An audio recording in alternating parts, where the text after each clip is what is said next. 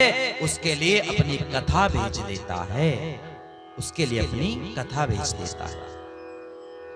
और भगवान ये भी नहीं कहता कि तू दिन रात मेरा भजन कर तब मैं तुझ पर कृपा करूंगा, वैसा भी नहीं कहता। उसको पता है यदि दिन रात मेरा भजन करेगा तो इसने परिवार का पालन पोषण भी करना है।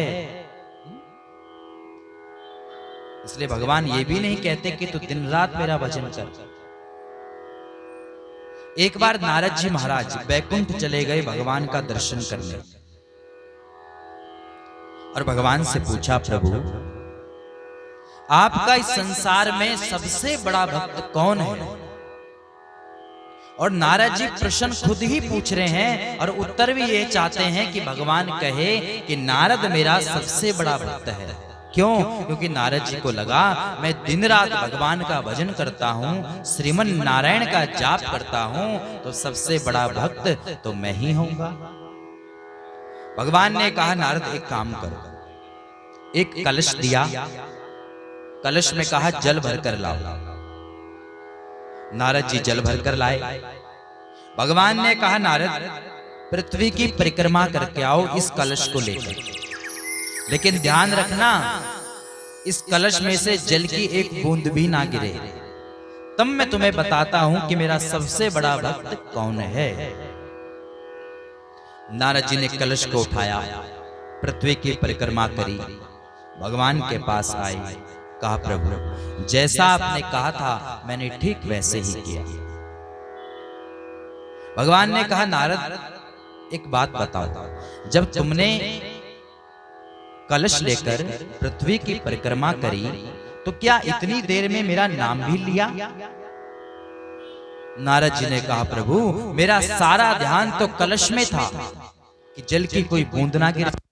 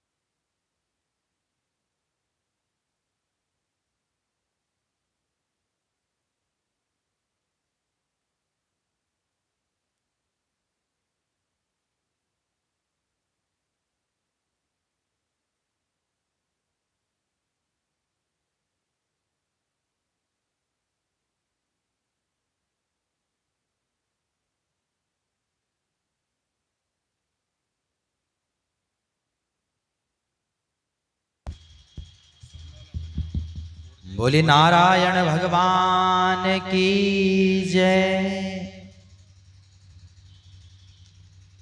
तो यहां भगवान ने कहा, नारद क्या तुमने इतनी देर में मेरा नाम भी जपा? नारद जी ने कहा, प्रभु ये तो मेरे दिमाग में ही नहीं रहा। भगवान ने कहा, नारद तुम पूछ रहे थे ना कि मेरा सबसे बड़ा भक्त कौन है, तो चलो मेरे साथ। और भगवान विष्णु नारद जी को बैकुंठ से पृथ्वी लोक में ले आए। वहां जाकर एक किसान के घर में पहुंचे। तो वो किसान क्या करता है, सुबह से लेकर शाम तक अपने कार्य में व्यस्त रहता है, लेकिन 2 घड़ी ज्यादा नहीं, सुबह और शाम भगवान को हाथ जोड़कर प्रार्थना करता है, हे प्रभु मेरे पास इतना समय नहीं है कि मैं तेरा भजन कर सकूं, इसलिए जितना मुझे समय मिलता है उस भाव से मैं तेरी पूजा करता हूं। भगवान ने कहा, नारद मेरा सबसे बड़ा भक्त ये है। तो कहने का अभिप्राय ये है कि भगवान ये नहीं कहता कि सब कुछ छोड़कर तू मेरा भजन कर, नहीं। इस कलयुग में तो केवल और केवल नाम के सहारे भवसागर से पार हो सकते हैं। इसीलिए राजा परीक्षित ने कलयुग को मारा नहीं और स्वर्ण में स्थान दे दिया। बोले नारायण भगवान की जय, बाल कृष्ण भगवान की जय। सबसे सरल साधन है कि नाम जपकर इस भवसागर से पार हो जाओ।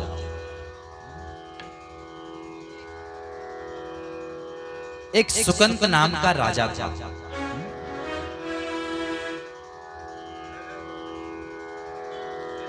संतों की सभा हो रही थी, वहां जा रहा था ये राजा, सुकंत नाम है इसका। गुरु वशिष्ठ जी सामने मिल गए। वशिष्ठ जी ने कहा, राजा कहां जा रहे हो? बोले महाराज संतों की सभा है तो सोचा वहां जाकर थोड़ा ज्ञान प्राप्त कर लो। गुरु महाराज ने कहा, राजा जा तो रहे हो अच्छी बात है, लेकिन वहां सबको प्रणाम करना, विश्वामित्र जी को प्रणाम मत करना। क्यों महाराज? बोले हमने जितना कहा है केवल इतना करना। सुकंत गया, सबको प्रणाम किया, लेकिन विश्वामित्र जी को प्रणाम नहीं किया। और विश्वामित्र जी को अच्छा नहीं लगा, बड़ी सभा में इसने सबको प्रणाम किया लेकिन मुझे प्रणाम नहीं किया। सीधे गए राम जी के पास। भगवान आए, गुरु महाराज क्या हुआ? बोले राम तुम्हारे राज्य में इतना सब कुछ हो रहा है और तुम्हें पता नहीं, क्या हुआ है गुरु महाराज? बोले सुकंत नाम का एक राजा है, उसने बड़ी सभा में मेरा अपमान किया, सबको प्रणाम किया लेकिन मुझे प्रणाम नहीं किया।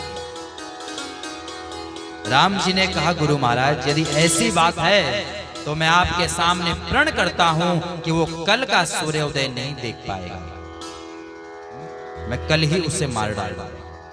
और ये बात जब इस राजा को पता चली, ये तो डर के मारे बेचारा उदास हो गया। अब राम ही जिसे मारना चाहे तो उसे कौन बचाए? और चलते चलते पहुंच गया अंजना माई के पास। हनुमान जी की माता है अंजना माई। अंजना माई ने कहा, बेटा क्या हुआ? बोले राम मुझे मार देंगे।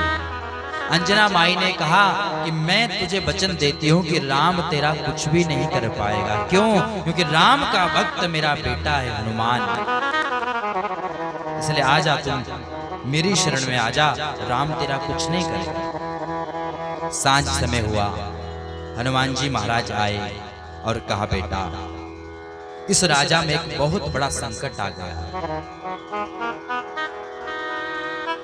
इसने गुरु वशिष्ठ जी के कहने पर सबको प्रणाम किया लेकिन विश्वामित्र जी को प्रणाम नहीं किया। और राम जी ने वचन दे दिया है वशिष्ठ जी को कि मैं उस राजा को कल समाप्त कर दूंगा, इसलिए बेटा अब तू ही राम से इन्हें बचा सकता है क्योंकि तू राम का अत्यंत प्रेमी है। हनुमान जी ने कहा बस इतनी सी बात। अरे राजा, तुम्हें डरने की कोई जरूरत नहीं है, ऐसा कुछ भी नहीं होगा, राम तुम्हें नहीं मार पाएंगे। मैं राम के स्वभाव को जानता हूं। और अगले दिन राम जी धनुष बाण लेकर इस राजा को मारने के लिए पहुंचे। हनुमान जी और सुकंत राजा आए। राम ने कहा हनुमान, तुम बीच में मत आना, आज मैं इस राजा को छोड़ूंगा नहीं, इसने मेरे गुरु का अपमान किया है। हनुमान जी ने कहा प्रभु, अरे बड़े बड़ों से गलती हो जाती है, और इस राजा की स्वयं की गलती नहीं है, किसी के कहने पर आ गया था, तब जाकर ये अपराध हो गया, इसे छोड़ दो। राम जी ने कहा लेकिन मैंने तो गुरु महाराज को वचन दे रखा है कि मैं इसे जीवित नहीं छोड़ूंगा। हनुमान जी ने कहा प्रभु, यदि आपने वचन दे रखा है मारने का, तो मैंने भी इसे वचन दे रखा है बचाने का। तो राम जी ने कहा तो ठीक है, हम मारने का प्रयास करेंगे, तुम बचाने का प्रयास करना। हनुमान जी ने कहा सुकंत देखो, बचना चाहते हो तो राम नाम का संकीर्तन करो। राम नाम का पहरा जब तुम्हारे चारों तरफ होगा, तो राम एक बाण क्या 1000 बाण चलाएंगे, तब भी तुम्हारी तरफ नहीं आएगा। और यहाँ राम जी महाराज धनुष से बाण चलाने लगे, और ये सुकंत नाम का राजा राम नाम का संकीर्तन करने लगा। और बाण सुकंत के पास पहुंचते हैं, लेकिन लगने से पहले ही गिर जाते हैं। राम जी ने देखा ये क्या हो रहा है, बाण चला तो रहा हूं लेकिन बाण इस पे लगने ही नहीं। तब हनुमान जी ने कहा प्रभु,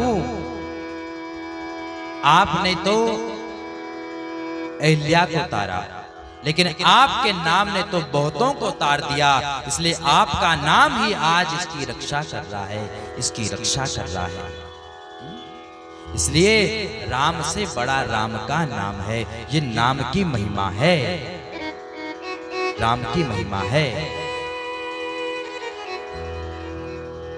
बोले बाल कृष्ण भगवान की, नारायण भगवान की जय। तो यहां कल हम सब लोगों ने दर्शन किया, 88,000 महात्मा लोग सूत जी महाराज के चरणों में बैठे हैं और कहा महाराज हमें ऐसी कोई कथा सुनाइए जिससे भगवान की प्राप्ति सरल में हो जाए। तब सूत जी ने कहा ऋषियों, केवल एक ही साधन है, श्रीमद् भागवत की कथा। कोई साधारण ग्रंथ नहीं है, ये पुराणों का तिलक है, ये श्रीमद् भागवत महापुराण।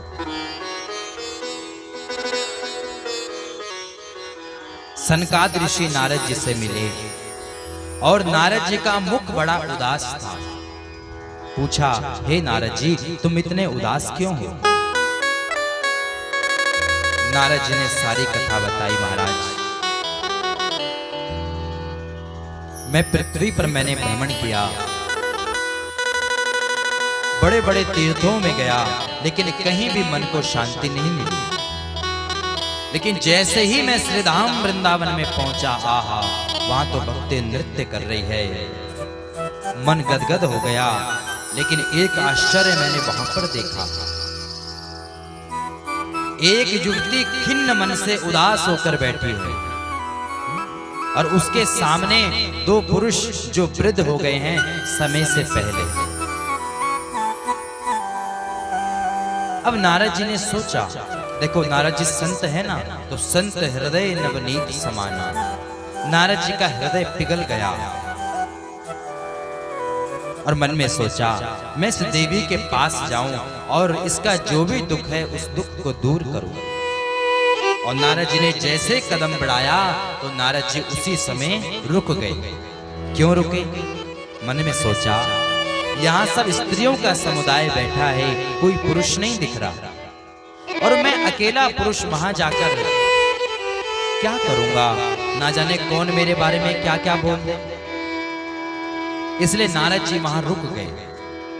और जैसे ही रुके तो उस देवी ने आवाज लगाई, भोवो साधु क्षणम तिष्ठा मत चिंतामपि नाशया। हे महाराज, कुछ क्षण के लिए रुक जाइए। और आपको देखकर ऐसा लगता है कि मेरा जो कष्ट है उस कष्ट को आप ही दूर कर सकते हैं, क्योंकि आप जैसे संतों के दर्शन बड़े पुण्य से मिलते हैं। और लगता है कि आज मेरा पुण्य उदय हुआ है जो आपके जैसे संत का दर्शन हुआ। नारद जी पास आए, पूछा, देवी कौन हो तुम?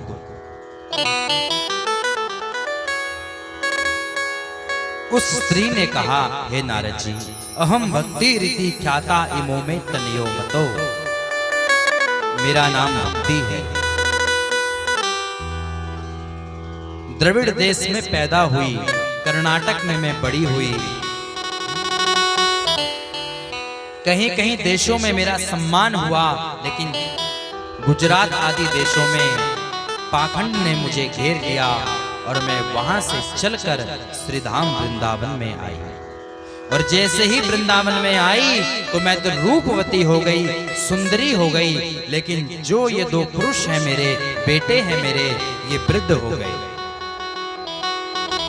और मेरे दुख का कारण यही है कि मैं तो जवान हूं, लेकिन मेरे जो ये पुत्र हैं ये समय से पहले ही वृद्ध हो गए हैं। नारद जी महाराज ने कहा, भक्ति मैया आप क्यों चिंता करते हैं? अरे आप तो भगवान की प्राण प्रिय वल्लभा हो, भगवान को प्राणों से भी प्रिय हो।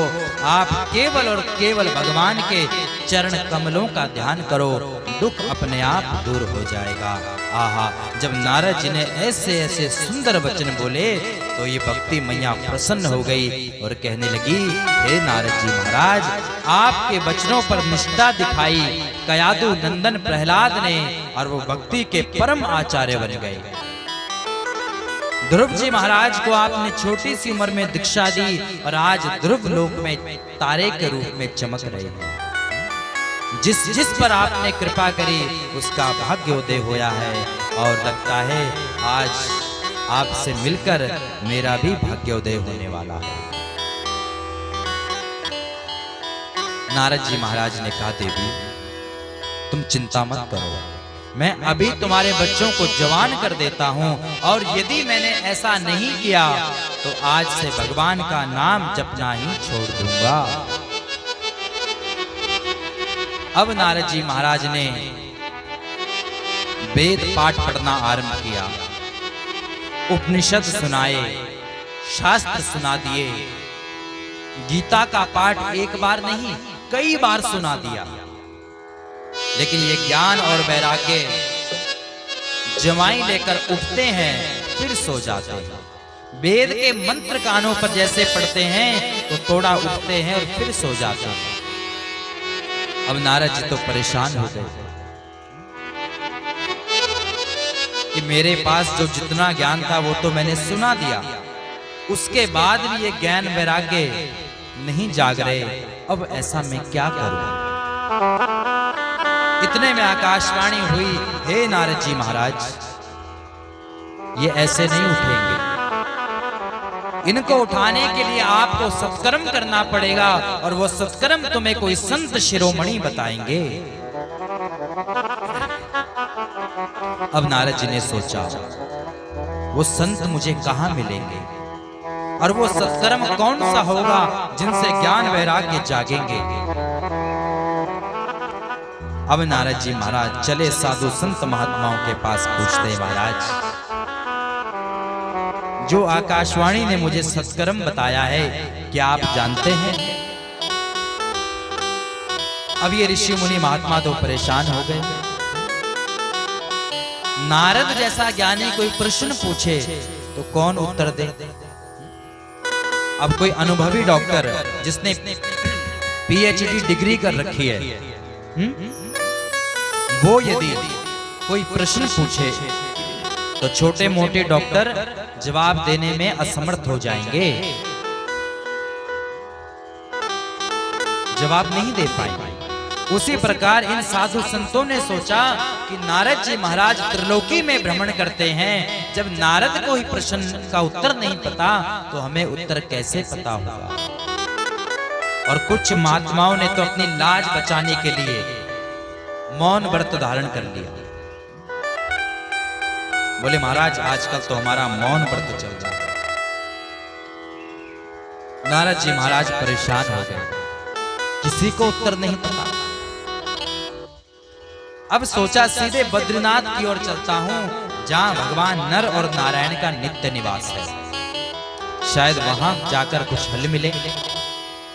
और जैसे वहां पहुंचे तो वहां भगवान के अवतार सनक सनंदन सनातन और सनत कुमार ये चारों ऋषि भ्रमण कर रहे थे।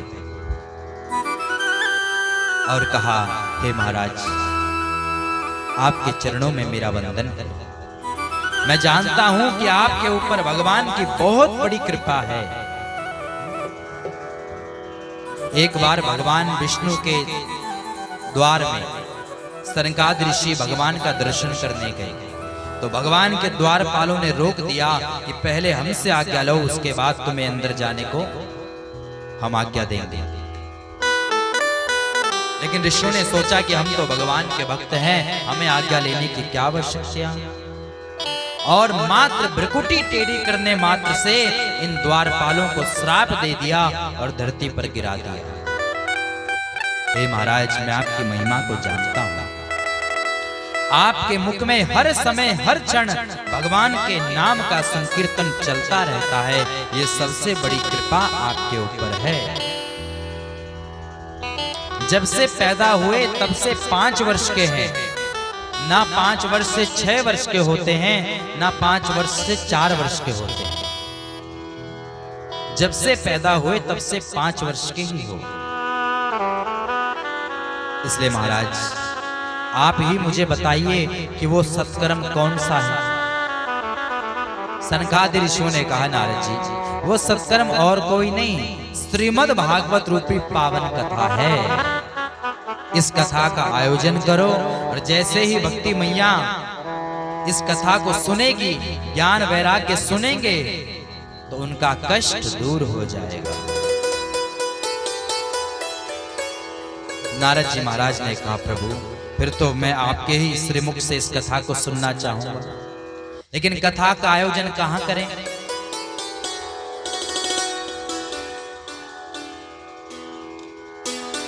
सनकादि ऋषियों ने कहा, नारद जी हमें तो एक ही प्यारी जगह लगती है, हरिद्वार। वहां जाकर इस कथा का आयोजन होगा, और हरिद्वार के गंगा तट नामक स्थान पर रेत की बालू का आसन लगाया, और ये चारों ऋषि वक्ता के रूप में विराजमान है। और जैसे यहाँ साधु संत महात्माओं को पता चला कि श्रीमद् भागवत की कथा आरंभ होने जा रही है, तो सज्जनों माता बहनों बड़े बड़े साधु संत महात्मा लोग कथा सुनने के लिए एकत्रित हो गए। भृगु वशिष्ठ च्यवनश्च गौतमो मेधातिथिर्ल देवल देवरातो रामस्तथा गादी सुतश्च शाकलो मृकंड पुत्रा त्रिजपीपलादा। बड़े बड़े साधु संत महात्मा लोग एकत्रित हो गए, और देखते देखते गंगा के पावन तट में बहुत बड़ी संख्या में भक्त लोग पहुंच गए। नारद जी महाराज ने कहा, प्रभु मैंने तो किसी को निमंत्रण नहीं दिया, लेकिन इतनी भीड़ कैसे हो गई। सनकादि ऋषियों ने कहा, नारद जी ये भागवत की महिमा है। जब लोगों को पता चलता है कि भागवत का आयोजन हो रहा है, तो लोग अपने आप दौड़े चले आते हैं, दौड़े चले आते हैं। सनकादि ऋषियों ने मंगलाचरण किया और भागवत भगवान के जय जयकार करी, और सदा सेव्या श्रीमद् भागवती कथा, इस कथा को हर समय श्रवण करना चाहिए। जितनी बार हो सके उतनी बार श्रवण करो, और इसको श्रवण करते ही भगवान हमारे हृदय में आकर विराजमान हो जाएंगे। और इतना कहते ही यहाँ भक्ति मैया ज्ञान वैराग्य को लेकर पहुंच गई कथा पंडाल में, और नृत्य करती हुई झूम झूम कर भगवान के नाम का संकीर्तन करती हुई प्रवेश कर गई। बोली नारायण भगवान की जय। सब लोग आश्चर्यचकित हो गए, कौन है ये जो इतने प्रेम और भाव से नृत्य कर रही है। तब बताया ये भक्ति मैया है, और जो ज्ञान वैराग्य वृद्ध हो गए थे वो इस कथा को श्रवण करके पुनः जवान हो गए। भक्ति मैया का कष्ट दूर हो गया और नारद जी के चरणों में प्रणाम किया। महाराज, ये सब आपकी ही कृपा है। आप यदि नहीं होते तो आज मेरे जो ये पुत्र हैं ये वृद्ध के वृद्ध रह जाते, लेकिन आपने कृपा करी और मेरे पुत्रों को पुनः जवान कर दिया। यह है भागवत की महिमा। भक्ति मैया ने कहा, हे नारद जी महाराज, अब आप बताइए मैं कहां जाकर विराजमान हो जाऊं। नारद जी ने कहा, भक्ति मैया, यहाँ जितने भी वैष्णव लोग बैठे हैं उन सब के हृदय में आकर आप बैठ जाओ। और जैसे ही भक्ति हमारे हृदय में प्रवेश करती है तो भगवान को बुलाना नहीं पड़ता, भगवान स्वयं दौड़े चले आते हैं, स्वयं दौड़े चले आते हैं। और यहाँ भक्ति मैया के कष्ट को दूर किया। अब नारद जी महाराज ने प्रश्न किया, महाराज इस भागवत की महिमा को तो मैंने प्रत्यक्ष देख लिया, लेकिन क्या इस कथा से कभी किसी पापी का उद्धार भी हुआ है? सनकादिक ऋषि मुस्कुराए और कहा, नारद जी आपने प्रश्न किया कि कैसे कैसे पापी का उद्धार होता है, लेकिन मैं कह रहा हूं जिसने एक बार नहीं, दो बार नहीं, 3 बार नहीं, जीवन भर जिसने पाप ही पाप किया हो, वो यदि एक बार भी श्रीमद् भागवत की कथा को श्रवण कर ले तो उसका भी उद्धार हो जाता है। नारद जी महाराज ने कहा, प्रभु क्या पहले कभी ऐसा हुआ है? सनकादिक ऋषि ने कहा, हाँ नारद जी पहले हुआ है। महाराज वो कथा सुनाइए। सनकादिक ऋषि ने कहा, नारद जी तुंगभद्रा नदी के पावन तट में एक ब्राह्मण रहता था जिसका नाम है आत्मदेव। आत्मदेव नाम का ब्राह्मण रहता था। यह आत्मदेव बहुत ज्ञानी है, बहुत बड़ा पंडित है, धन है, संपत्ति है, यश है, लेकिन दुर्भाग्य से एक पत्नी मिली है। जैसे ये पंडित जी हैं, विद्वान हैं, सरल हैं, उसके विपरीत इनकी पत्नी है। और नाम क्या है? जिसको पता है हाथ खड़ा करो। आत्मदेव की धर्मपत्नी का नाम क्या है? हाँ, नाम है इसका धुंधली। सब कुछ है इसके जीवन में, लेकिन एक कष्ट है, जिस कष्ट के कारण ये ब्राह्मण हमेशा दुखी रहता है। इसके घर में पुत्र नहीं है। और एक दिन तो पुत्र का दुख इतना बढ़ गया, इतना बढ़ गया, इसने सोचा अब मैं घर त्याग कर इस संसार को भी त्याग देता हूँ। और यही भावना को लेकर वन की ओर चला गया। आज वापस घर नहीं लौटूंगा, आज अपने प्राणों को ही त्याग दूंगा। वन में गया तो एक महात्मा ने जब इस ब्राह्मण को देखा तो महात्मा ने सोचा, लगता है ये कोई भगवान का भक्त है जो भगवान का भजन करने वन की ओर आया है। ब्राह्मण के पास गए और कहा, ब्राह्मण देवता इस वन में तुम क्या कर रहे हो? आत्मदेव ने कहा, महाराज मेरे पास धन भी है, यश भी है, संपत्ति भी है, वैभव भी है, लेकिन मेरे घर में कोई संतान नहीं है। बस यही दुख मुझे सताए जा रहा है। इसलिए आज जब मैं घर से निकला तो मैं ये सोच कर निकला कि आज मैं अपने प्राणों को ही त्याग दूंगा। संत मन में सोचने लगे, अरे मैंने तो सोचा था ये कोई भगवान का भक्त है जो यहाँ वन में भजन करने आया है, लेकिन ये तो पुत्र की कामना से आया है। और संत ने समझाया, हे ब्राह्मण देवता, तुम क्यों इस बेटा बेटी के चक्कर में पड़ते हो? इस मोह माया को छोड़ दो और भगवान का भजन करो। आत्मदेव ने कहा, महाराज, आप जैसे बैरागी महात्माओं को संतान के सुख के बारे में कैसे पता होगा? घर में जब छोटे छोटे बच्चे तोतली भाषा में पिताजी, माताजी, दादी, दादा इत्यादि बोलते हैं तो मन को बड़ा अच्छा लगता है। संत ने कहा, ब्राह्मण, इस बात की क्या गारंटी है कि पुत्र आ जाएगा और तुम सुखी हो जाओगे? अरे राजा सगर के तो एक नहीं 60,000 पुत्र थे, लेकिन जब मृत्यु हुई तो एक पुत्र भी सामने नहीं था।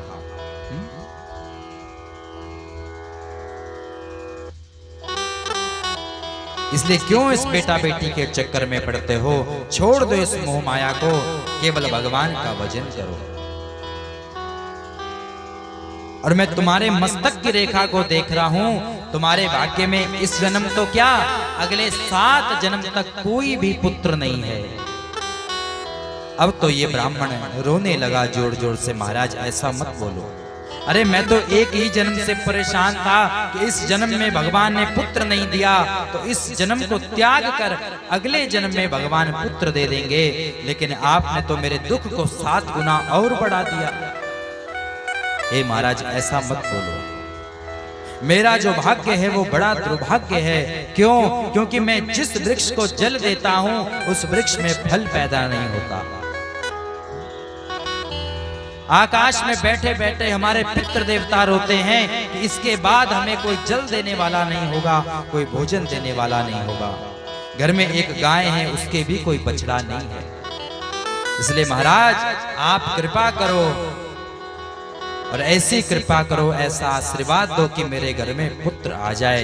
और यदि आपने ऐसा नहीं किया तो मैं आपके ही चरणों में अपने प्राणों को त्याग दूंगा।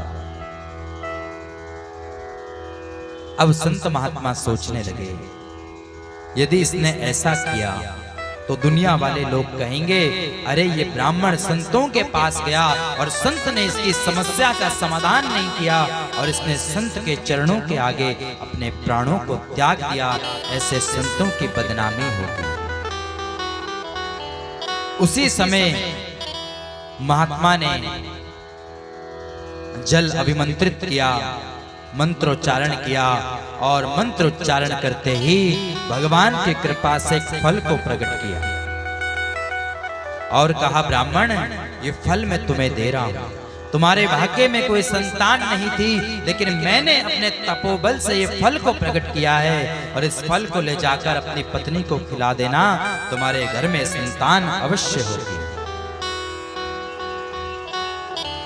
ये ब्राह्मण तो बहुत प्रसन्न हो गया। अपने घर में गया, अपनी पत्नी से कहा, देवी इस फल को नहा धोकर पूजा पाठ करके तब इस फल को खाना, और इस फल को खाने से 9 महीने बाद हमारे घर में संतान पैदा हो जाए।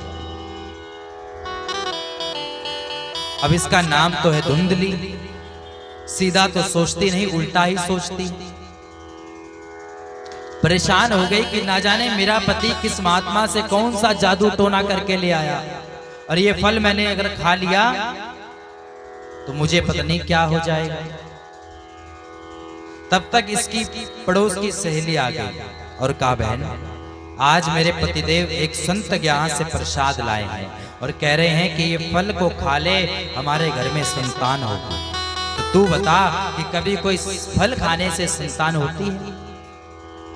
उसने कहा, बहन देखा और सुना तो मैंने भी नहीं, पर क्या पता किसी संत का ही आशीर्वाद हो, सच्चे संत का आशीर्वाद होगा तो तुम्हारे घर में अवश्य संतान होगी।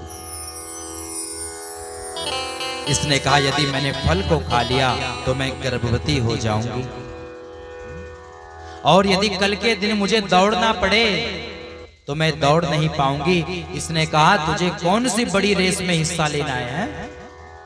तुझे कहां दौड़ लगानी है? अरे बोले, कल के दिन भूकंप आ गया, बाढ़ आ गई, गांव में आग लग जाएगी तो सब लोग भागेंगे, लेकिन मैं नहीं भाग पाऊंगी। देखो उल्टा सोच रही कि नहीं सोच रही।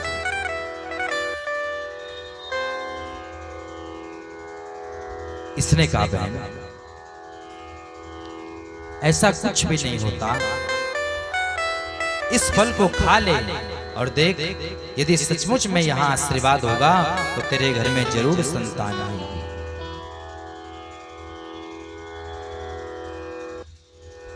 अब ये तो बेचारी परेशान हो गई कि इस फल का मैं क्या करूं। इतने में इसकी बहन आ गई। अब इसकी बहन जो थी, इसके पास संतान तो थी, लेकिन इसके घर में धन नहीं था, धन से बहुत गरीब थी। इसने जब धुंधली ने ये बात अपनी बहन को बताई कि बहन ये पतिदेव मेरे कहीं से फल लेकर आए हैं और मुझे कह रहे हैं ये फल खाने से संतान होगी, तो ये फल मैं नहीं खाना चाहती। इसकी बहन ने कहा देख, यदि तू फल नहीं खाना चाहती तो तेरे घर में एक गाय है, उस गाय के भी बहुत समय से कोई बछड़ा नहीं हुआ, इसलिए इस फल को गाय को खिला दे। और मैं गर्भवती हूँ, 9 महीने बाद जब मेरा गर्भ आएगा तो वो मैं गर्भ तुम्हें दे दूंगी। तुम अपने पतिदेव से कहना महाराज ये उसी फल का आशीर्वाद है, यानी मेरी संतान को तुम ले लेना और बदले में जो धन संपत्ति है वो मुझे दे देना। ये बात इसको अच्छी लगी, ठीक है। ब्राह्मण देवता ने पूछा देवी क्या तुमने फल को खाया? बोले हाँ महाराज मैंने फल को खा लिया। और भोले भाले ब्राह्मण देवता, उनको लगा कि शायद सचमुच इसने फल को खा लिया। धीरे धीरे समय बीता और ठीक 9 महीने बाद इसके घर में संतान आई। और उसके ठीक 3 महीने बाद जिस गाय को वो संत का फल दिया था, उस गाय के भी एक संतान हुई। पूरा शरीर जो था वो मानव का था, लेकिन जो कान थे वो गाय के कान के जैसे थे, इसलिए नाम रखा गौकर्ण। बोले गौकर्ण भगवान की जय। अब यहाँ जब 9 महीने बाद संतान हुई तो इसकी बहन ने वो संतान धुंधली को दे दी। और धुंधली ने ले जाकर अपने पति आत्मदेव को कहा महाराज ये उसी संत का आशीर्वाद है और हमारे घर में संतान आ गई। आत्मदेव ब्राह्मण तो बड़े प्रसन्न हो गए, गदगद हो गए कि 7 जन्म तक कोई पुत्र नहीं था, लेकिन उस संत ने कृपा कर दी और इसी जन्म में मुझे संतान दे दी। अब नामकरण की बारी आई। आत्मदेव ने कहा देवी संतान तो आई, लेकिन इनका नाम क्या रखेंगे? धुंधली ने कहा इसका नाम कोई नहीं रखेगा, इसका नाम मैं रखूंगी। और अपना नाम है धुंधली और बेटे का नाम है धुंधकारी। नाम रख दिया धुंधकारी, और जैसा नाम वैसा उसका गुण। धीरे धीरे बड़ा हुआ। गौकर्ण जी महाराज भी बड़े हुए, लेकिन एक विख्यात हुआ, एक कुख्यात हुआ। गौकर्ण पंडितो यानी धुंधकारी महाखला। गौकर्ण जी परम विद्वान बने और ये धुंधकारी महामूर्ख बना।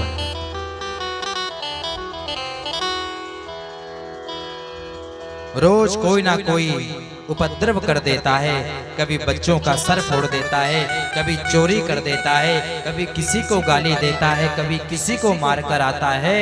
और जब ये सब दशा देखी आत्मदेव ने, तो आत्मदेव बेचारा बहुत परेशान हो गया। और आज उसी संत की बातें याद आई कि वो संत कह रहा था कि ब्राह्मण इस बात की क्या गारंटी है कि तुम्हारे घर संतान आ जाएगी और तुम सुखी हो जाओगे। आज वो बात याद आई और ये आत्मदेव आज पुनः वन में गया। पहले भी वन में गया मरने के लिए और आज भी वन में जा रहा है, तो आज भी मरने के लिए जा रहा है।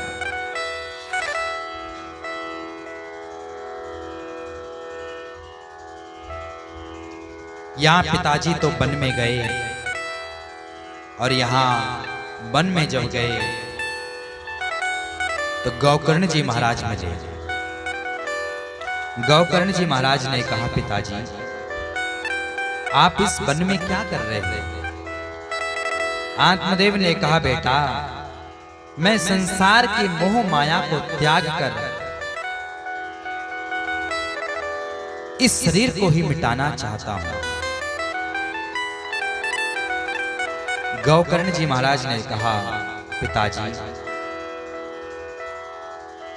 इस शरीर को मेरा मानना सबसे बड़ी मूर्खता है, और इस शरीर के जो नाते हैं उनमें भी मोह उत्पन्न होना, ये भी सबसे बड़ी मूर्खता है।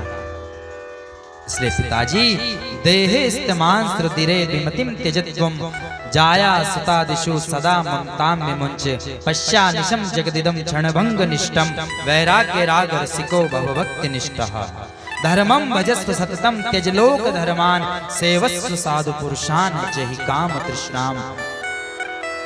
हे पिताजी, देहे स्थिमान श्रुतिरे विमतिम त्यजत्वम,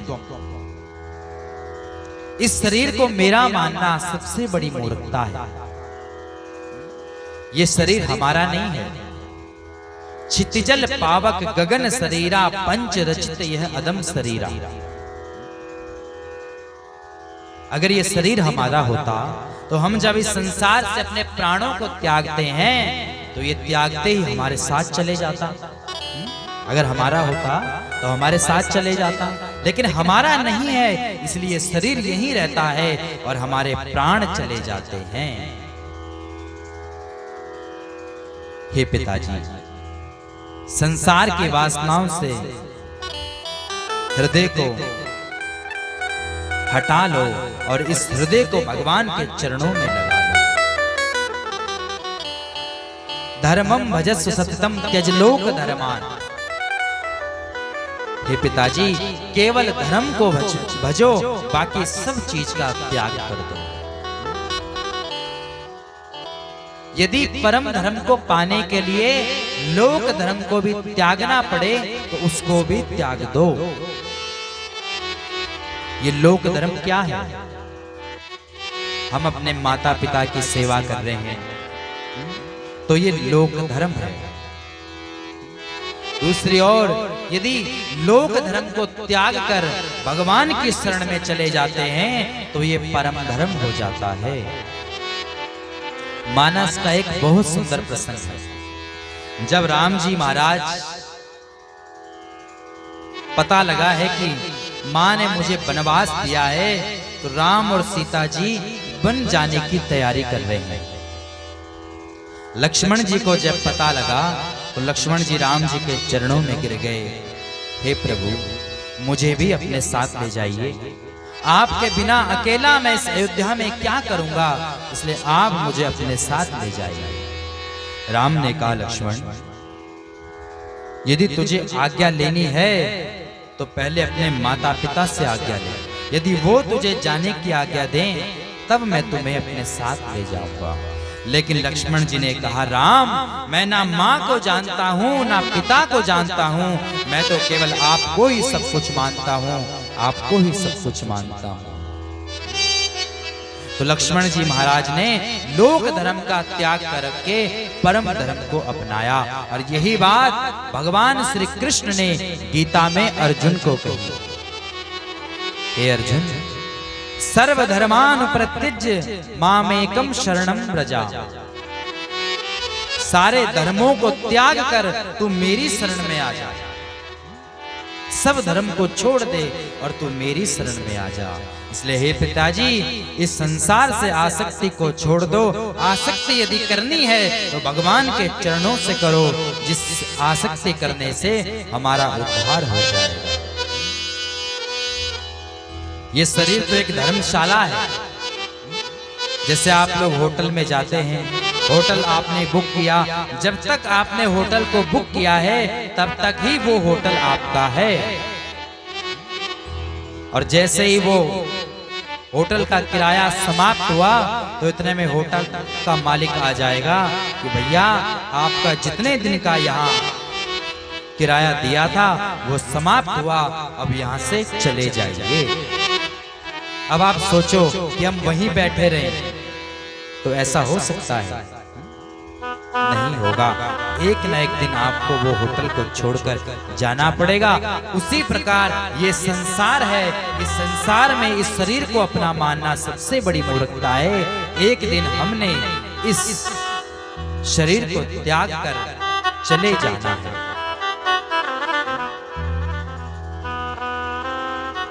इसलिए हे पिताजी, सब तरह से मोह माया को छोड़कर भगवान का भजन करो और फिर देखो आपका उद्धार होगा। और आज आत्मदेव को गौकर्ण की एक एक बात अच्छी लग रही है। आत्मदेव सोचने लगा, आहा, यदि काश मेरा ये बेटा होता तो मेरा तो उद्धार हो जाता। और सज्जनों, माता बहनों, यदि ये फल धुंधली ने खाया होता तो उसके घर में गौकर्ण जी महाराज का प्रागट्य होता, प्रागट्य होता।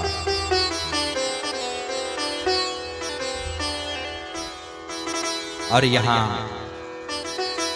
आत्मदेव ने गौकर्ण जी की एक एक बात को हृदय में बिठाया और श्रीमद् भागवत के 10वें स्कंद का पाठ किया और भगवान के परम धाम वैकुंठ लोक को प्राप्त किया।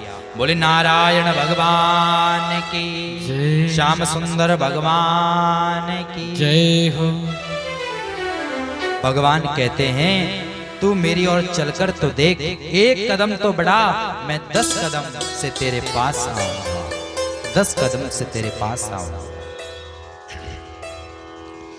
ओ बस एक बार आजा, ओ बस एक बार आजा, श्री राम की शरण में बस एक बार आजा, श्री राम के शरण में बस एक बार आजा, श्री राम की शरण में बस एक बार आजा, श्री राम की शरण में बस एक बार आजा, श्री राम की शरण में बस एक बार आजा, श्री राम की शरण में श्री राम की शरण में, प्रभु राम की शरण में, श्री राम की शरण में, प्रभु राम की शरण में श्री राम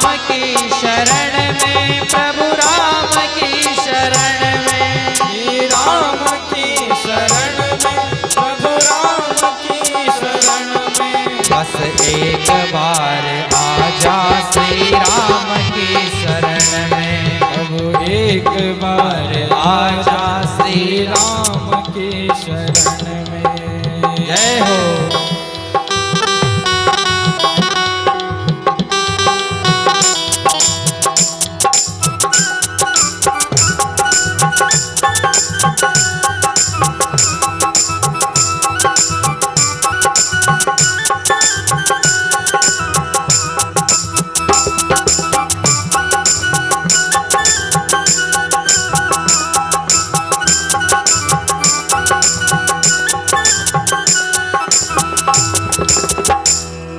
राम की छवि को बसा ले अपने मन में, तू राम की छवि को बसा ले अपने मन में, तू राम की छवि को बसा ले अपने मन में, तू राम की छवि को बसा ले अपने मन में, सर अपना आज रख दे श्री राम की शरण में, सर अपना आज रख ले श्री राम की शरण में, सर अपना आज रख ले श्री राम की शरण में, सर आज अपना रख ले श्री राम की शरण में, सर आज अपना रख ले श्री राम की शरण में, सर आज अपना रख ले श्री राम की शरण में, सर्वस्व कर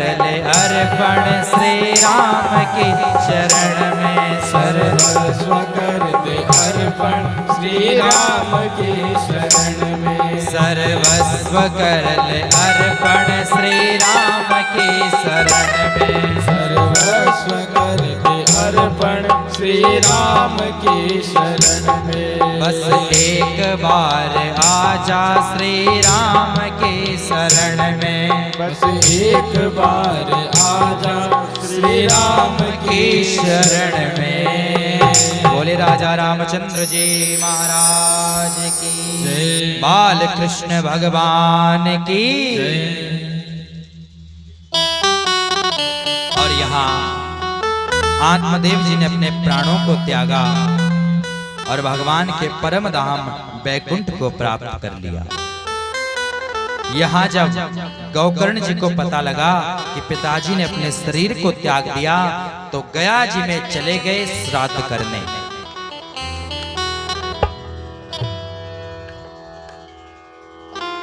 यहाँ जब पता चला धुंधकारी को कि पिताजी नहीं रहे, तब तो उसे खुली छूट मिल गई। अब जो मन कर रहा है वही करने जा रहा है, क्योंकि घर में कोई रोकने टोकने वाला तो है नहीं। एक माँ है, उसकी ये सुनता नहीं। माँ जब डांटती है तो उसे कहता है यदि ज्यादा बोलेगी तो मैं तुझे जीवित नहीं छोड़ूंगा। और जब ऐसे ऐसे शब्द बोलने लगा तो आज ये धुंधली भी दुखी हो गई और रात को ही घर छोड़कर वन की ओर चली गई। वन में गई तो अंधेरे में एक सर्प ने इसके पैरों में डस लिया और इसके प्राण चले गए। और धुंधकारी तो अब बेफिक्र होकर कि रोकने टोकने वाला कोई है नहीं, माँ भी चली गई, पिता भी चले गए, इसलिए जो मन में आ रहा है वो कर रहा है। 5-5 वेश्याओं को घर में रख लिया और रोज कहीं ना कहीं से धन लाता है और वो सारा धन इन वेश्याओं को दे देता है। एक दिन एक बहुत बड़े राजा के यहाँ से बहुत बड़ी लूटपाट करके कई सारा धन लेकर आया और वेश्याओं को जब दिया तो वेश्याओं ने सोचा कि आज तक छोटी मोटी चोरी करता था, लेकिन आज ये किसी राजा के यहाँ से चोरी करके आया है। और यदि उस राजा को पता चल गया तो वो इसके साथ साथ हमें भी जीवित नहीं छोड़ेगा। इसलिए ऐसा कुछ करते हैं कि सारा धन अपने पास ले लेते हैं और इसे मार देते हैं। सज्जनों, माता बहनों, ये धुंधकारी जो अपने थे उनका साथ तो दिया नहीं, लेकिन ये 5-5 वेश्याओं को घर में लाया और उनके लिए धन एकत्रित करने लगा और इन्हीं वेश्याओं ने इस धुंधकारी को मार डाला। गरम गरम अंगारे इसके मुख में डाले और इसने प्राणों को त्याग दिया। सीधा सा मतलब ये है, ये धुंधकारी है, इसने माता पिता की कभी सेवा नहीं करी, कभी आदर नहीं किया, कभी सम्मान नहीं किया। और यदि इसने माता पिता के चरणों की सेवा की होती तो आज इसकी ये दुर्दशा नहीं होती। इसलिए हमारे जो प्रत्यक्ष देवता हैं, भगवान जो हैं, वो माता पिता हैं। घर में यदि माता पिता को कष्ट है और तुम लोग रोज मंदिर में जा रहे हो तो उस मंदिर में जाने का कोई फायदा नहीं है। घर में माता पिता की पूजा हो रही है, उनके कहने के अनुसार चल रहे हो तो भगवान की पूजा नहीं भी करोगे तब भी तुम्हारा उद्धार होगा, तब भी भगवान कृपा करेगा, जरूर करेगा। बोले नारायण भगवान की। और जब गौकर्ण जी को पता लगा कि धुंधकारी ने भी प्राणों को त्याग दिया, माँ ने भी अपने प्राणों को त्याग दिया, तो गया जी में इन सबका श्राद्ध किया। और श्राद्ध करके वापस जब लौटे हैं तो सांझ समय गौकर्ण जी के घर के बाहर से अजीब अजीब आवाजें आ रही है, रोने की। गौकर्ण जी ने द्वार खोला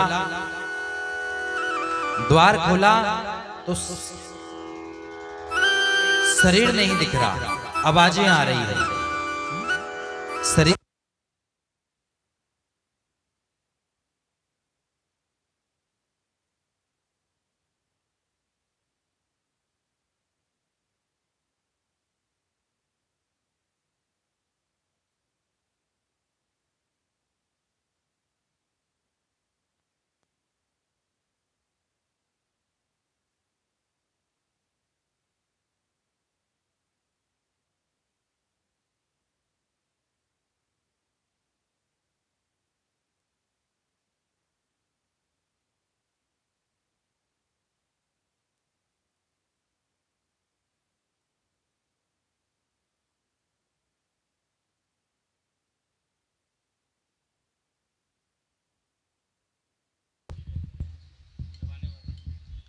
बोले नारायण भगवान की जय, बाल कृष्ण भगवान की जय हो। मेरे बांके बिहारी सांवरिया, हो मेरे बांके बिहारी सांवरिया, तेरा जलवा कहाँ पर नहीं है, तेरा जलवा कहाँ पर नहीं है। मेरे बांके बिहारी सांवरिया, ओ मेरे बांके बिहारी सांवरिया, तेरा जलवा कहाँ पर नहीं है, तेरा जलवा कहाँ पर नहीं है।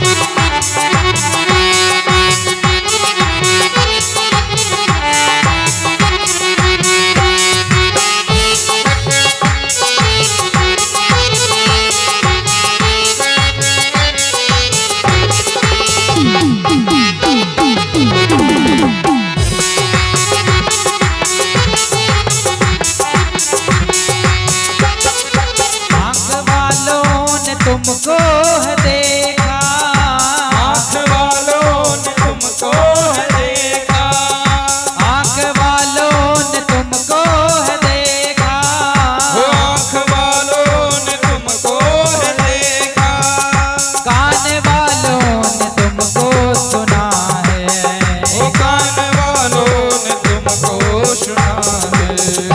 तेरा दर्शन उसी को हुआ है, तेरा दर्शन उसी को हुआ है, जिनके आँखों में पर्दा नहीं है, नहीं है जिनकी आँखों में पर्दा नहीं है। मेरे बांके बिहारी सांवरिया, ओ मेरे बांके बिहारी सांवरिया, तेरा जलवा कहाँ पर नहीं है, नहीं है, तेरा जलवा कहाँ पर नहीं है। जय हो दोनों हाथ खड़े करते हुए।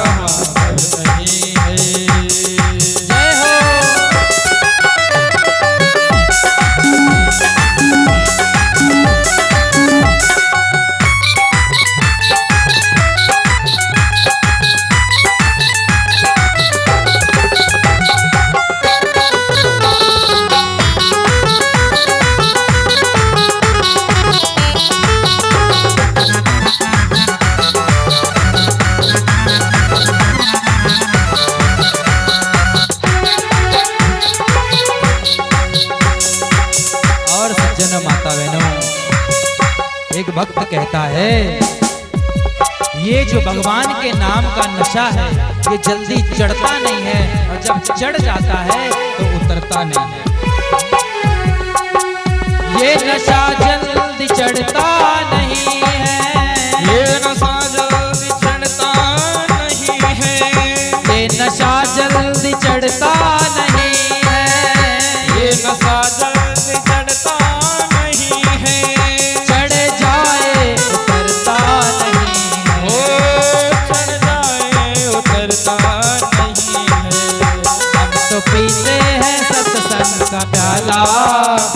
तो पीते हैं सत्संग का प्याला, ये अंगूरी मदिरा नहीं है, है अंगूरी मदिरा नहीं है, ये अंगूरी मदिरा नहीं है।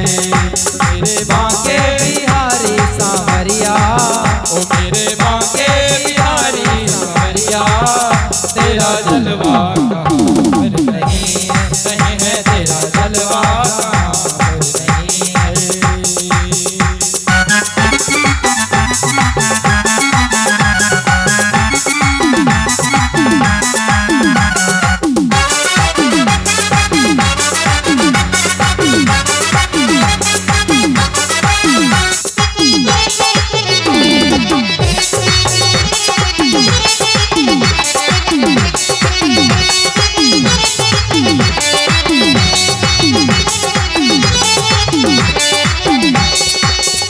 लोग पीते हैं पी पी के गिरते, लोग पीते हैं पी पी के गिरते, लोग पीते हैं पी पी के गिरते, लोग पीते हैं पी पी के गिरते, हम भी पीते हैं गिरते नहीं ओ है, हम भी पीते हैं गिरते नहीं है, हम भी पीते हैं गिरते नहीं है, ओ हम भी पीते हैं गिरते नहीं है।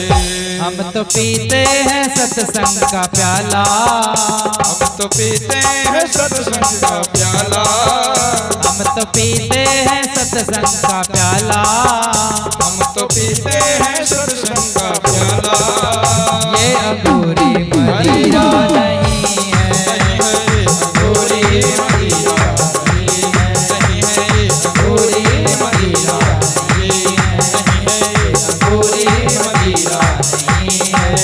मेरे बांके बिहारी सांवरिया, ओ मेरे बांके बिहारी सांवरिया, तेरा जलवा कहाँ पर नहीं है, तेरा जलवा कहाँ पर नहीं है, तेरा जलवा कहाँ पर नहीं है।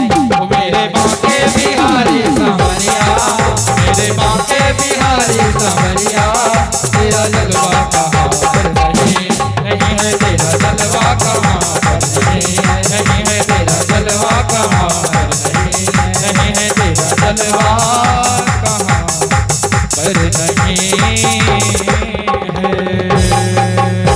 बोले बाल कृष्ण भगवान की जय। नारायण भगवान की जय। श्याम सुंदर भगवान की जय। तो यहाँ गौकर्ण जी महाराज गया जी में श्राद्ध करके वापस घर लौटे हैं, और जैसे ही सांझ समय हुआ तो गौकर्ण जी के द्वार के बाहर अजीब अजीब सी आवाजें आने लगी।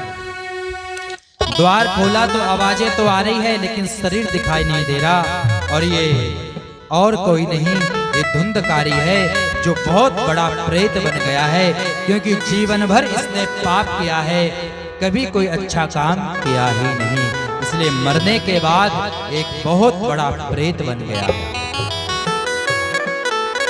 कभी भैंसा बन रहा है, कभी घोड़ा बन रहा है, कभी गधा बन रहा है। गौकर्ण जी ने अपने हाथों में जल किया और अभिमंत्रित करके इसकी ओर फेंका, तब ये एक शरीर में टिक करके खड़ा हुआ और पूछा कि कौन हो तुम? इसने कहा, भैया मैं आपका ही भाई धुंधकारी हूं। धुंधकारी, ये सब दशा तुम्हारी ये किसने करी? बोले महाराज क्या बताऊं, जीवन भर मैंने पाप किया और उस कारण से मैं एक बहुत बड़ा प्रेत बन गया। गौकर्ण जी ने कहा, लेकिन भैया मैंने तो गया जी में तुम सबका पिंडदान और श्राद्ध कर दिया था। धुंधकारी ने बोला, भैया गया जी में एक बार नहीं, 2 बार नहीं, 100 बार भी यदि श्राद्ध करोगे तब भी मेरे जैसे पापी का उद्धार नहीं होने वाला, तो तुम्हारा उद्धार कैसे होगा? धुंधकारी ने कहा, भैया इसी बात का उत्तर लेने तो मैं आपके पास आया हूँ, अब आप ही कुछ ऐसा कीजिए जिससे मेरा उद्धार हो। गौकर्ण जी ने कहा भैया ऐसा करो अभी तुम चले जाओ, प्रातः काल में कहीं ना कहीं से कोई समाधान अवश्य निकालूंगा जिससे तुम्हारा उद्धार होगा। गौकर्ण जी महाराज इतना कहकर धुंधकारी चला गया और अगले दिन गौकर्ण जी महाराज साधु संत महात्माओं से पूछते हैं लेकिन कोई उत्तर नहीं मिलता। और अंत में सूर्य भगवान को प्रणाम किया और सूर्य भगवान से पूछा, हे सूर्य भगवान, आप धरती के प्रत्यक्ष देवता हो, आप ही बताइए कि मेरे भाई धुंधकारी का उद्धार कैसे होगा। तो गौकर्ण जी ने कहा, सूर्य भगवान ने गौकर्ण जी से कहा, गौकर्ण जी श्रीमद् भागवतान मुक्ति सप्ताह वाचनम कुरु, श्रीमद् भागवत कथा का आयोजन करो और जैसे ही वो प्रेत इस भागवत की भागीरथी में गोता लगाएगा तो वो प्रेत योनि से मुक्त हो जाएगा। गौकर्ण जी महाराज ने भागवत कथा का आयोजन किया, व्यासपीठ पर स्वयं विराजमान हुए और देखते देखते बहुत बड़ी संख्या में श्रोता लोग एकत्रित हो गए और वहां सब श्रोता लोग भागवत की कथा को सुनने के लिए सब लोग आए हुए हैं। लेकिन ये धुंधकारी जब आया तो इसने बैठने का बहुत प्रयास किया लेकिन ये कथा में बैठ नहीं पाया, क्योंकि शरीर तो कोई था नहीं और वायु रूप होने के कारण ये किसी एक स्थान पर टिककर बैठ नहीं पा रहा था। तो वहीं कथा के मध्य एक 7 गांठ वाला बांस का डंडा था जिसमें 7 गांठें थी। उस बांस के भीतर ही प्रवेश कर गया। पहले दिन की कथा को सुना तो इस बांस की पहली गांठ टूटी, दूसरे दिन की कथा को सुना तो दूसरी गांठ टूटी और तीसरे दिन, चौथे दिन, 5वें ऐसे करते करते 7वें दिन इसने कथा को सुना और बांस की जो 7 गांठें थी वो टूट गई। और कथा विराम होते ही ये धुंधकारी जो प्रेत बन रखा था, लेकिन भगवान की कथा को सुनकर ये एक दिव्य पुरुष बनकर प्रकट हो गया और इस प्रेत ने भागवत भगवान की स्तुति करी और कहा, धन्य भागवती वार्ता प्रेत पीड़ा विनाशिनी। अरे धन्य है ये भागवत की कथा जिसने मुझ जैसे प्रेत का भी उद्धार कर दिया। और स्वयं भगवान के पार्षद इस प्रेत को लेने आए और भगवान के परम धाम वैकुंठ को ले गए। बोले नारायण भगवान की जय। तो ये भागवत की महिमा है। धुंधकारी जैसा पापी मरने के बाद जिसने भगवान की कथा को सुना उसको लेने के लिए भगवान के पार्षद आए, यही इस भागवत कथा की महिमा है। अब जब धुंधकारी को जब ले गए तो अन्य जब लोग बैठे थे इन्होंने पूछा कि भैया कथा तो हम सबने सुनी, तो अकेले विमान धुंधकारी के लिए क्यों आया? तब भगवान के पार्षदों ने कहा कि कथा सुनने तो बैठे थे लेकिन जैसे कथा धुंधकारी ने सुनी उस भाव से तुमने नहीं सुनी। आप कथा में आओ अच्छी बात है, कथा में बैठ जाओ उससे भी बड़ी अच्छी बात है, लेकिन कथा पर बैठ जाए तब तो बात बने। कुछ लोग कथा में आ भी जाते हैं, बैठ भी जाते हैं, लेकिन कथा उन पर नहीं बैठती।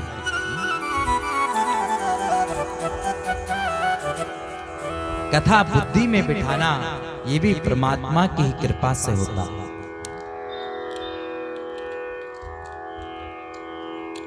और अब गौकर्ण जी महाराज ने पुनः आषाढ़ मास में इस कथा का आयोजन किया। अब की बार सबको सचेत कर दिया कि मनन पूर्वक श्रवण करना और कथा के विराम में विमान आएंगे और हम सब मिलकर भगवान के धाम को जाएंगे। कथा आरंभ हुई, सब लोग सचेत हो गए, एक भाव से एक मन से कथा को श्रवण करने लगे और 7वें दिन विमान आया और गौकर्ण जी महाराज को लेने स्वयं भगवान धरती पर आए और जितने भी श्रोता समुदाय बैठे थे उन सबको विमान में बैठाकर भगवान के वैकुंठ परम धाम को ले गए। बोले नारायण भगवान की जय, बाल कृष्ण भगवान की जय। यहाँ सूत जी महाराज सोनकाद ऋषियों को कथा सुना रहे। सौनकादि ऋषियों ने कहा, महाराज हमने प्रत्यक्ष इस भागवत की महिमा को देखा, आपने श्रवण कराया, भक्ति मैया के कष्टों को दूर किया और धुंधकारी जैसा प्रेत भी प्रेत योनि से मुक्त होकर भगवान के धाम वैकुंठ को चला गया। अब आपसे एक प्रश्न करना चाहते हैं कि इस कथा का आयोजन कैसे किया जाता है, क्या क्या व्यवस्थाएं करनी पड़ती है, कितना खर्चा आता है, और ये सब प्रश्न यहाँ सूत जी महाराज से सौनकादि ऋषि पूछ रहे हैं। सूत जी महाराज ने कहा, ऋषियों, जिस प्रकार हम अपने घर में बेटी का विवाह करते हैं बड़े धूमधाम से, उसी प्रकार इस भागवत कथा का आयोजन होना चाहिए। या तो किसी मंदिर में या किसी खुले मैदान में इस कथा का आयोजन हो।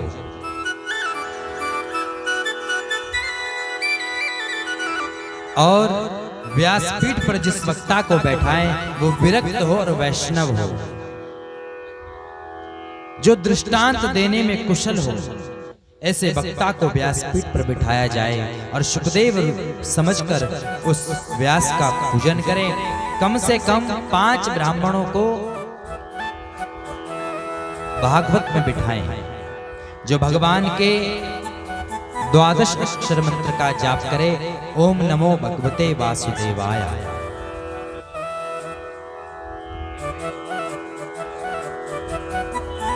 भगवान की कथा को श्रवण करने के लिए यदि व्रत लेकर भगवान की कथा को सुने तो बहुत अच्छा है, लेकिन यदि व्रत ना ले सके तब भी कोई बात नहीं। 7 दिन तक भूमि पर शयन करें, बाल ना काटे, नाखून ना काटे, इत्यादि नियमों का पालन करके इस भागवत को श्रवण करें। और यदि साकाम कोई कामना है, कोई पितृ कार्य कर रहे हैं, तो किसी ब्राह्मण देवता से बढ़िया मुहूर्त निकलवा कर और बढ़िया मुहूर्त में इस कथा का आयोजन करें। लेकिन यदि निष्काम कामना है, सर्वजन कल्याण के लिए कथा का आयोजन है, तो उसके लिए कोई दिन बार देखने की आवश्यकता नहीं है। रामचरितमानस में जब राम जी को राजा बनाया जा रहा था तो गुरु वशिष्ठ जी, राजा दशरथ गुरु वशिष्ठ जी के पास आए, गुरु महाराज को प्रणाम किया और कहा, गुरु महाराज मैं चाहता हूं कि अब मैं गद्दी को छोड़ दूं और ये गद्दी राम को सौंप दूं, इसलिए आपके पास आया हूं। आप कोई बढ़िया सा दिन देखिए, कोई बार देखिए, शुभ लगन में, शुभ ग्रह में मैं राम को गद्दी पर बैठाऊं। गुरु महाराज ने कहा, राजा जिस दिन तेरा राम गद्दी पर बैठ जाएगा उस दिन यदि कोई अशुभ मुहूर्त भी होगा तो वो भी मंगल बन जाएगा, मंगल बन जाएगा। इसलिए निष्काम यदि कोई आप आयोजन कर रहे हो भागवत का, तो उसमें दिन बार देखने की कोई आवश्यकता नहीं है। कोई दिन खराब भी होगा तो भी भागवत कथा के आयोजन से वो दिन भी मंगलमय हो जाएगा। और कथा के विराम में नाम संकीर्तन अवश्य हो। और जैसे ही नाम संकीर्तन की बारी आई तो यहाँ प्रहलाद जी महाराज मंजीरा बजाने लगे, उद्धव जी खड़ताल बजाने लगे और अर्जुन आलाप करने लगे। इंद्र भगवान मानो आकाश से मृदंग बजा रहे हो, तेज बिजली कड़क रही हो, और यहाँ सब लोग नाम संकीर्तन करने लगे। उद्धव जी ताली बजा रहे हैं, कोई खड़ताल बजा रहा है, कोई ढोलक बजा रहा है, कोई मंजीरा बजा रहा है, और देखते ही देखते बहुत सुंदर नृत्य आरंभ हो गया। श्री राधे गोविंदा मन भज लो हरि का प्यारा नाम है। श्री राधे गोविंदा मन भज ले हरि का प्यारा नाम है। श्री राधे राधे गोविंदा मन भजले हरि का प्यारा नाम है। श्री राधे गोविंदा मन भजले हरि का प्यारा नाम है। जय नंद लाला जय गोपाला, जय नंद लाला जय गोपाला, जय नंद लाला जय गोपाला, जय नंद लाला जय गोपाला। मुरली मनोहर बांसुरी वाला, मुरली मनोहर बांसुरी वाला, मुरली मनोहर बांसुरी वाला, मुरली मनोहर बांसुरी वाला। राधे गोविंदा श्री राधे गोविंदा मन भजले हरि का प्यारा नाम है। राधे गोविंदा मन भजले हरि का प्यारा नाम है। गोपाला हरि का प्यारा नाम है। लाला हरि का प्यारा नाम है। गोपाला हरि का प्यारा नाम है।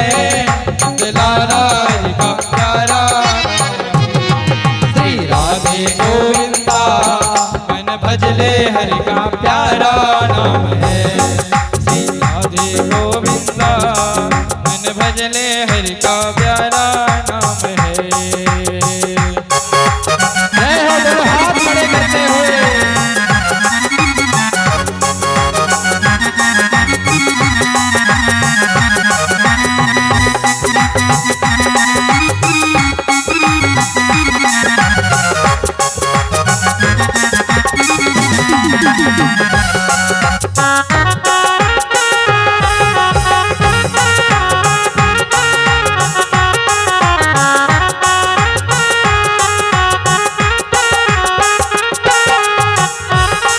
श्री राधे गोविंदा मन भजले हरि का प्यारा नाम है।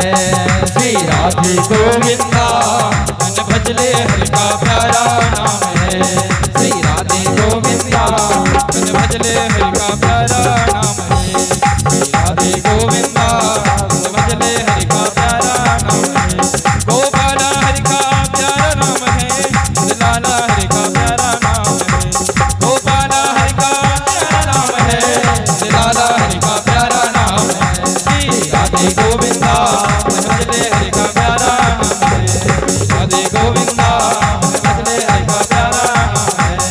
भजले हरि का प्यारा नाम है। भजले हरि का प्यारा नाम है। और यहाँ नाम संकीर्तन हुआ, मंगलमय गायन हुआ। सुखदेव जी महाराज आए और साक्षात भगवान धरती पर प्रकट हुए। बोले नारायण भगवान की जय। अब यहाँ श्रीमद् भागवत के प्रथम स्कंद को आरंभ कर रहे हैं। जन्मादस्य तोऽन्व्यादित्रतश्चार्थेषु विद्यास्वराट् तेने ब्रह्महृदयादि कवये मोहयन्ते यत् सूरया तेजो वारिमृदांग यथा विनिमयो यत्र त्रिसर्गो मृषा दाम्ना स्वेन सदा निरस्तकुहकं सत्यं परं धीमहि, सत्यं परं धीमहि। इस श्लोक में भगवान को सत्य कहकर प्रणाम किया। कृष्णम परम धीमहि नहीं, देवीम परम धीमहि नहीं, रामम परम धीमहि नहीं, सत्यम परम धीमहि। सत्य भगवान को प्रणाम करके इस श्लोक को प्रणाम किया। और सज्जनों माता बहनों, यहाँ सूत जी कहते हैं इस भागवत का अधिकारी कौन है? जिसके हृदय से मात्सर्य निकल गया वो इस भागवत कथा का अधिकारी है। और मात्सर्य और मच्छर में ज्यादा अंतर नहीं है। मच्छर हमें बाहर से काटता है और मात्सर्य भीतर से काटता है। ये मात्सर्य क्या है? हमारे पास एक गाड़ी है लेकिन पड़ोसी ने देखते देखते 2 गाड़ी ले ली, ये ईर्ष्या उत्पन्न होगी और यही मात्सर्य है। और जब हमारे भीतर से ईर्ष्या समाप्त हो जाएगी तब हम इस भागवत कथा के अधिकारी बन जाएंगे। निर्मत्सर होकर भगवान की कथा को श्रवण करो, तब ही भगवान कृपा करेंगे, तब ही कृपा करेंगे। निगम कल्प तरोर गलितम फलम शुक मुखाद मितद्र दर्भ संयुतम पिबत भागवतम रसमालयम मोहरौ रसिका भुवि भावुका।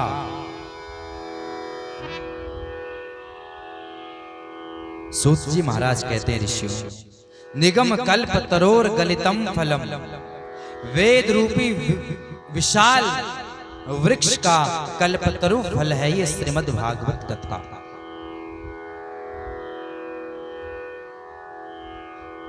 और ये फल कोई खट्टा फल नहीं है, मीठा फल है। मीठा कैसे हुआ? बोले सुखदेव रूपी तोते ने इस फल पर चोंच लगाई है, इसलिए फल मीठा है। और जिस फल में तोता चोंच मार दे वो फल अवश्य मीठा होता है, अवश्य मीठा होता है। तो इस भागवत रूपी फल में सुखदेव रूपी तोते ने गाया है इस भागवत को, इसलिए ग्रंथ बहुत मीठा है। वेद की उच्च शाखा से टपक कर धरती पर गिरा है और बड़ा पका हुआ फल है ये। इसके अंदर ना गुठली है ना छिलका है। किसने प्रश्न किया, महाराज आप कह रहे हैं कि वृक्ष की उच्च शाखा से टपक कर नीचे धरती पर गिरा है और पका हुआ फल है, तो अवश्य धरती पर गिरते ही फूट गया होगा, टूट गया होगा। आप सोचो, चौथी मंजिल से आप किसी फल को, पके हुए फल को चौथी मंजिल से नीचे जमीन पर गिरो तो वो तो अवश्य फूटेगा, अवश्य टूटेगा। लेकिन चौथी मंजिल पर भी आप खड़े हैं, तीसरी मंजिल पर भी कोई खड़ा है, दूसरी में भी कोई खड़ा है और पहली में भी कोई खड़ा है। तो चौथी मंजिल वाले ने वो फल तीसरी मंजिल वाले को दिया, तीसरे वाले ने पकड़ा तो दूसरे